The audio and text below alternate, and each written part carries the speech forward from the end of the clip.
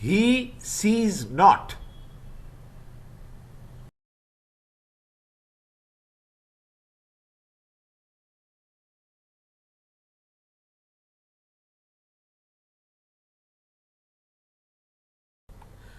From Bhagavad Gita, chapter 18, shlokas 14, 15, 16.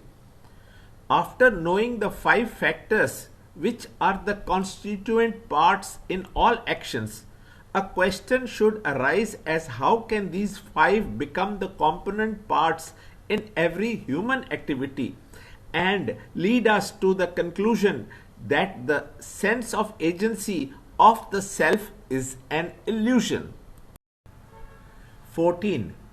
The seat, body, the doer, ego, the various organs of perception, the different functions of various organs of action, and also the presiding deity, the fifth.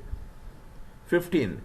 Whatever action a man performs by the body, speech, and mind, whether right or the reverse, these five are its causes.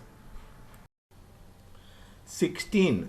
Now, such being the case, verily he who, owing to his untrained understanding, looks upon his self, which is alone, never conditioned by the equipment, as the doer, he of perverted intelligence sees not.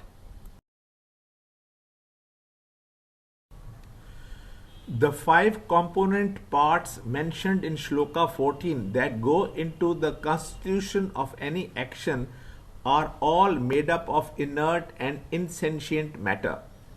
The above five are the causes for all actions stated in Shloka 15 that are performed by the body, speech, and mind, which are also made up of inert and insentient matter.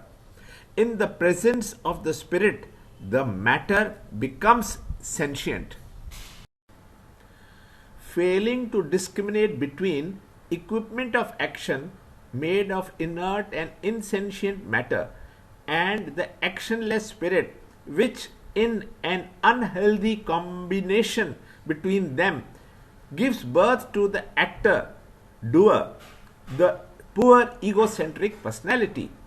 The Supreme Self is misunderstood by the ordinary man to be the actor, and in the consequent ego sense, the divinity is forgotten.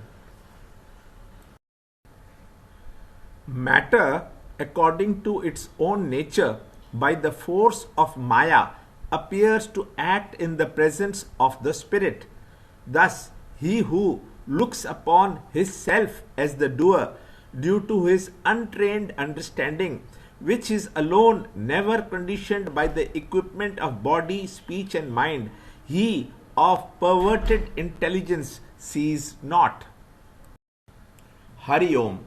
To learn more, watch Ranjot Kalra's playlist of videos on Kindle Life by Swami Chinmayananda and or join Chinmay Mission study group in your area. There are 300 Chinmay Mission centers throughout the world.